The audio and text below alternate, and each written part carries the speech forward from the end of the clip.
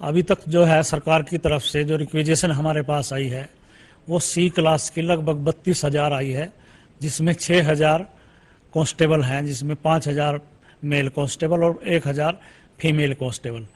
इसके अलावा जो 26,000 हैं वो अन्य डिपार्टमेंट से सी क्लास की हमारे पास रिक्वेजेशन आई है।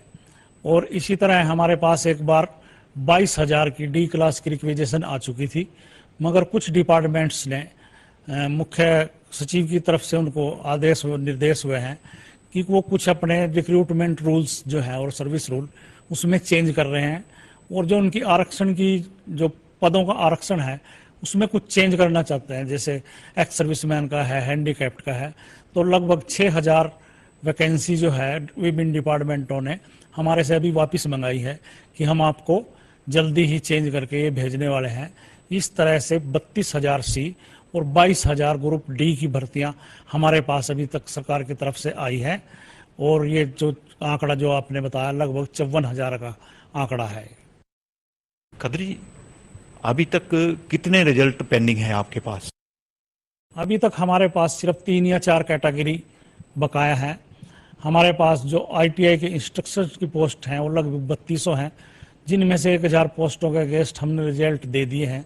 उसमें 96 कैटेगरी थी, लगभग 40 कैटेगरियों के रिजल्ट हमने निकाल दिए हैं, और 2,000 लगभग पदों के अगेंस्ट अभी हमारे पास लगभग 40-45 कैटेगरी के रिजल्ट बचते हैं। इसी तरह से 500 पोस्टें हमारे पास विभिन्न डिपार्टमेंटों की हैं, जैसे इरिगेशन है, PWD है, HSIDC है। इस तरह की एक कैटेगरी 1/20 और एक कैटेगरी 14/19 ये हमारे पास रिजल्ट बकाया है।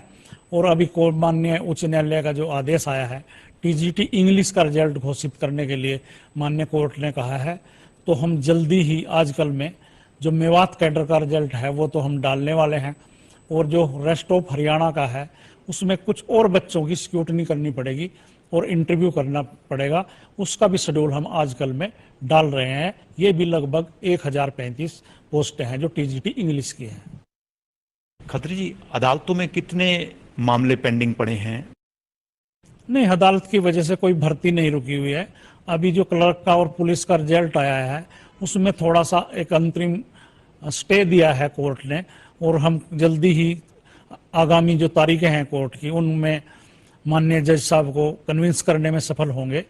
उन्होंने कुछ जैसे क्लर्क का रिजल्ट है उसमें और पुलिस के रिजल्ट में नॉर्मलाइजेशन का एक मेथड वो समझना चाहते हैं हमारे से, तो वो कुछ थोड़े दिन के लिए अस्थायी स्टे है, वो भी जल्दी हट जाएगा। कोर्ट की वजह से कोई पेंडिंग नहीं है। हाँ, केस तो हर एक भर्ती पर होते रहते हैं, जब हम न्यायालय में अपना पक्ष रखते हैं जाके, तो वह न्यायालय मान जाता है और समझ जाता है कि ये ठीक प्रक्रिया से गुजरा है एक रिजल्ट। खत्री जी, भर्तियां करने में देरी क्यों हो रही है, क्या कारण है इसके पीछे? देखिए, अभी सरकार ने CET लागू किया है, कॉमन एलिजिबिलिटी टेस्ट, ताकि हम शॉर्ट लिस्टेड कर सकें कैंडिडेट्स को, और उसमें जो क्वालिफाई होंगे CT में वही फर्दर अगले टेस्ट के लिए एग्ज़ाम देने आएंगे। अभी CT का जो मामला है सरकार और NT के बीच में चल रहा है। मुझे पूरी उम्मीद है कि इसी सप्ताह में जो CT के जो एग्ज़ाम की तारीखें हैं वो सरकार घोषित कर देगी, और जैसे ही CT होता है तो ये सारा जो रिजल्ट हैं या जो पोस्टें भरने का काम है ये पूरी तरह से स्पीड अप हो जाएगा।